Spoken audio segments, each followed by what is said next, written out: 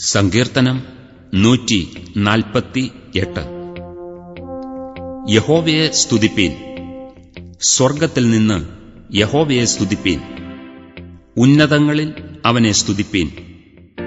അവന്റെ സകല ദൂതന്മാരുമായുള്ളോരെ അവനെ സ്തുതിപ്പീൻ. അവന്റെ സർവ്വസൈന്യവുമേ അവനെ സ്തുതിപ്പീൻ.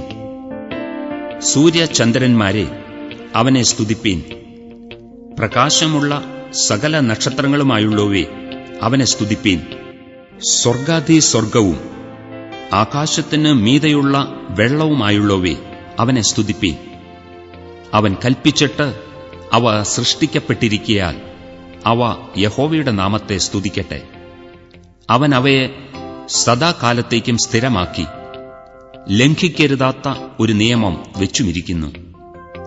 തിമിംഗലങ്ങളും എല്ലാ ആഴികളുമായുള്ളവേ ഭൂമിയിൽ നിന്ന് യഹോവയെ സ്തുതിപ്പീൻ.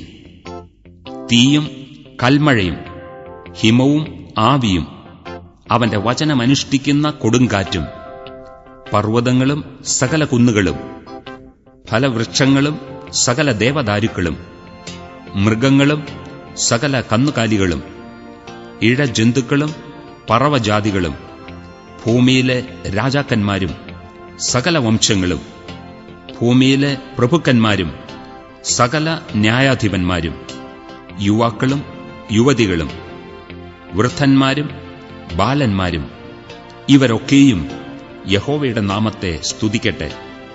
അവന്റെ നാമം മാത്രം ഉയർന്നിരിക്കുന്നത്.